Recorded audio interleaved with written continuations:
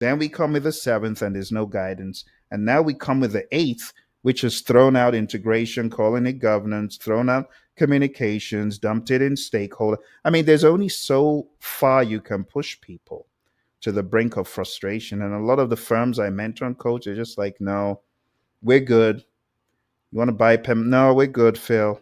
So my recommendation is truly know what today's the 49 process is. I don't think a lot of firms are going to be gravitating towards what the eighth presents. So, as far as the PMO certification that you were asking about, I wouldn't recommend it.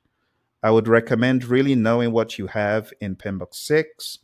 I would recommend being able to pragmatize. Like, if you can pragmatize and defend everything in this book, you will be a lot more value to any firm than someone who has all the PMO certifications put together, because it's not about that.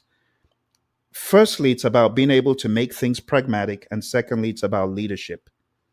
And you know what leadership is? It's about influence. So when I see the DNA of a project manager that's in a firm and they're not influencing by example, they're not showing by example, simple things like charters. Let me distill it down for you. We make things very hard in the world of project management.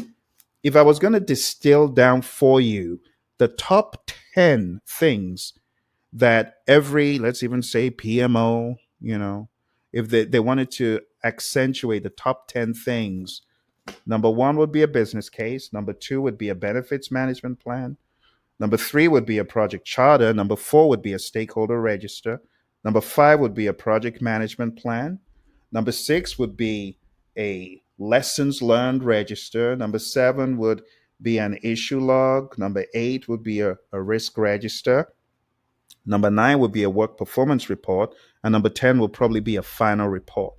And if you got all of these things down pat and people understand the value and the relevance, it will be a better world in any organization than piling hundreds of ITTOs on the table. People just get fed up. And it's not about the ITTOs. If you take a look at history, project management success, whether you're looking at the Taj Mahal or the Model T or the pyramids of Giza, it didn't come from project documents, my friends.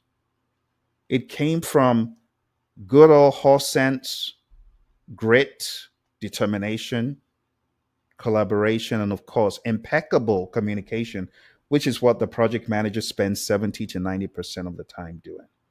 So while we have taken a look at all of these bottomless pit of certifications, and I don't mean that in a bad way, certifications are good. But if you cannot make it pragmatic, you can have all the certifications in the world. It might help you get in the door of a firm, but that individual might be kicked out faster than they can blink if they cannot show true value and pragmatism.